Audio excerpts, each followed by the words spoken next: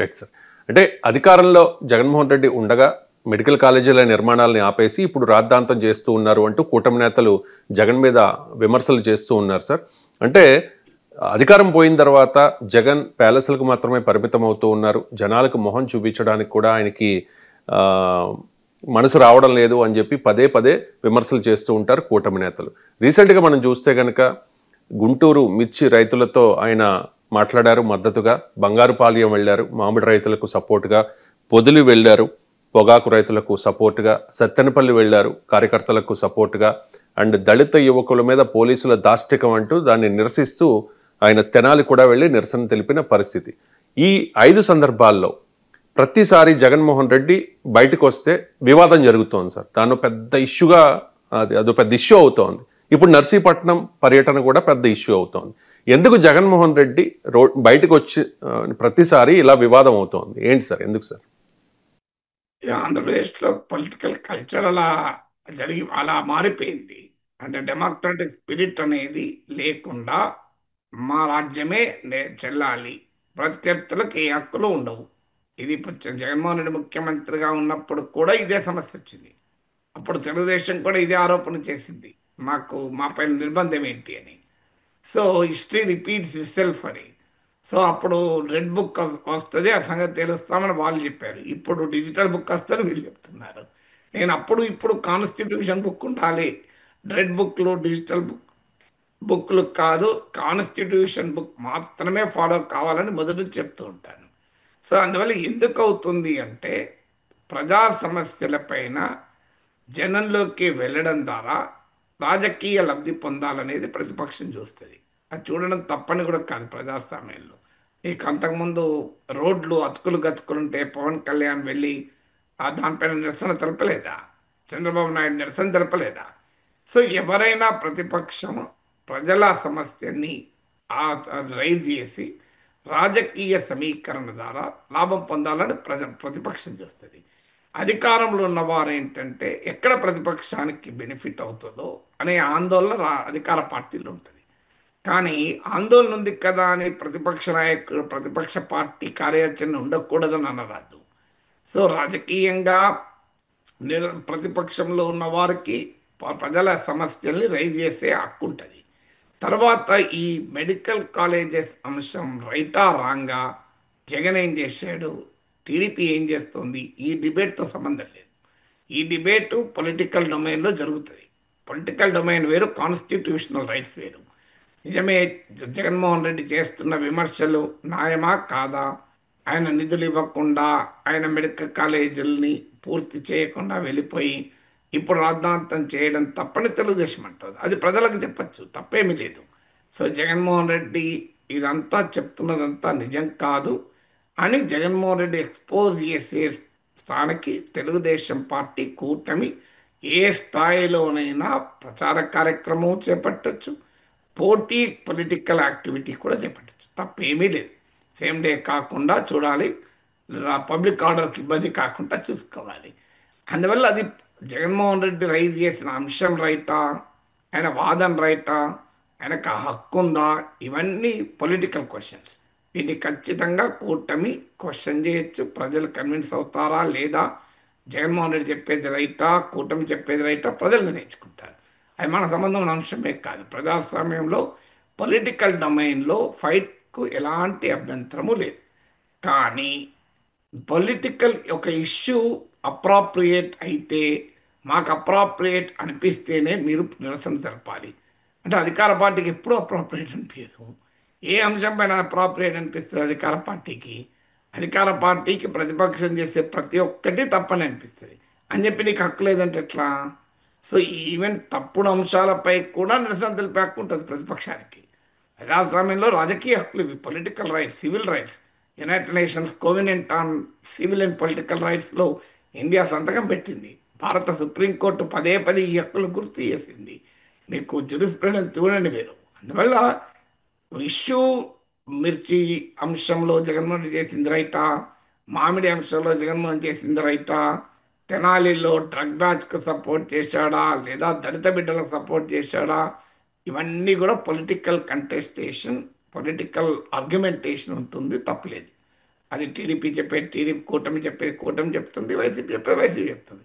జనం ఏది నమ్ముతారన్నది జనం ఇష్టం. అందువల్ల కానీ మేము ఈ ఇష్యూ న్యాయం కాదు అంటున్నాం కనుక మీకు హక్కు లేదు అంటే ఎట్లా? సో ఒకవేళ నిజంగానే మెడికల్ కాలేజ్ ఇష్యూలో కూటమి చేసిందే రైట్ అని ప్రజలు విశ్వసిస్తే జగన్మోహన్ రెడ్డి ఎన్ని నిరసనలు తెలుపుకున్నా ఏమీ కావు, ఏమీ కాదు. రాజకీయంగా ప్రజలే అభ్యంతరం చెప్తారు. ప్రజలు గనక ఇప్పుడు వైద్య కళాశాలల పీపీపీ వల్ల మాకు లాభం జరుగుతుంది, మాకు మెరుగైన వైద్య సేవలు అందుతాయి, ఇది చాలా సరైన పద్ధతి అని భావించారనుకోండి, జగన్మోహన్ రెడ్డి నిరసనలు తాడికే నష్టపోతుంది కదా.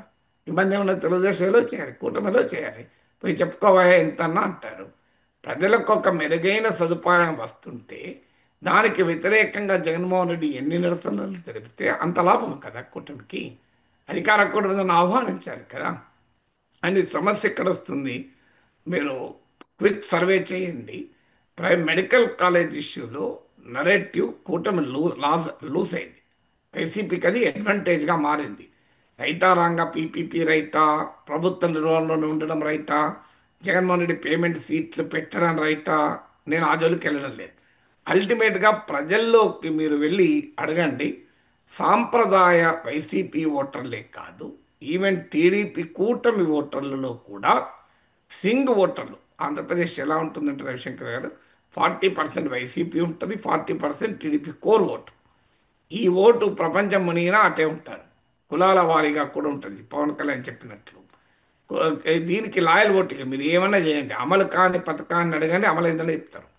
సో జగన్మోహన్ రెడ్డి తప్పులు చేసినా వైసీపీ రైట్ అంటారు, టీడీపీ తప్పు చేసినా కూటమి రైట్ అంటారు.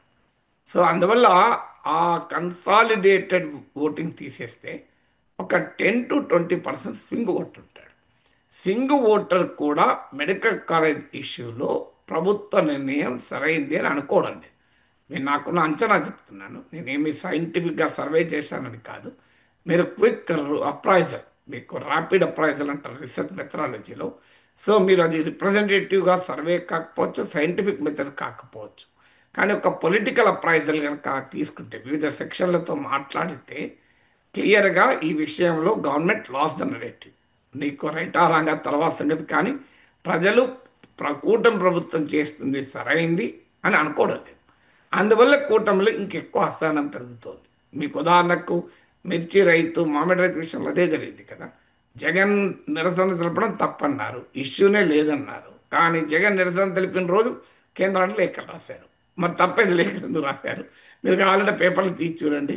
జగన్ గుంటూరు మిర్చి యార్డ్ పర్యటన, కేంద్రానికి అదే రోజు చంద్రబాబు నాయుడు లేఖ. జగన్ బంగారుపాలెం పర్యటన, మామిడి రైతు పైన కేంద్రానికి లేఖ. మీరు చూడండి కావాలంటే. మరి ఎందుకు లేఖలు రాశారు?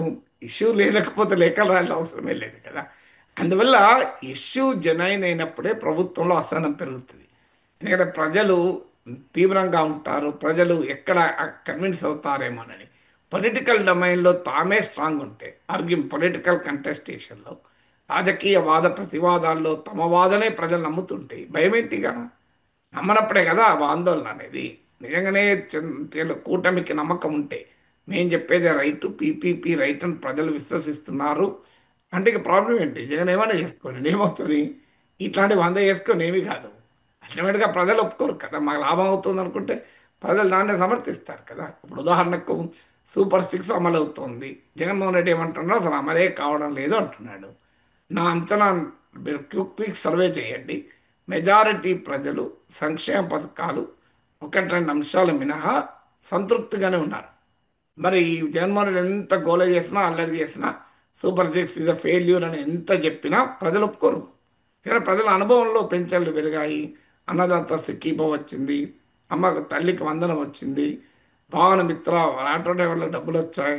ఇవన్నీ అనుభవం కదా. ఉచిత మహిళలకు ఉచిత రవాణా వచ్చింది, ఇవన్నీ అనుభవం కదా. అనుభవం అయినాక ఏమంటారు?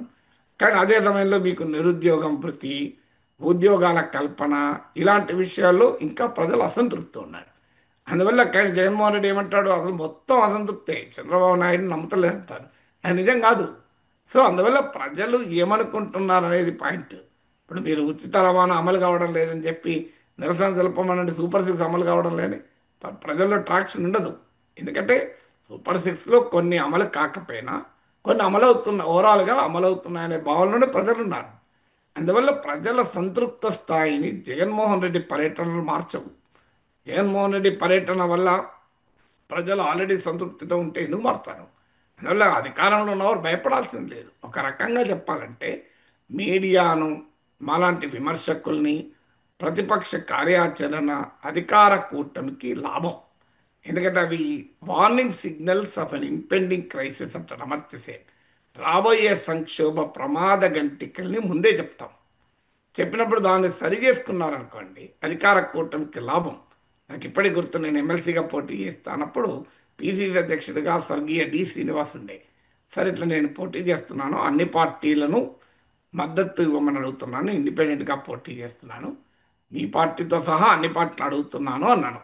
అడిగితే మా పార్టీ ఈ ఎన్నికల్లో మద్దతు ఎవరికి ఇవ్వదు, ఎన్నికల్లో పాల్గొనదు, కానీ మీలాంటి వాళ్ళు శాసన మండలి ఉంటే మాకు లాభం అన్నాడు. ఎలా అన్నా నేను, ఎందుకంటే మీరు ప్రశ్నిస్తే మేము దాన్ని సరి చేసుకోవడానికి అవకాశం ఉంటుంది కదా అని.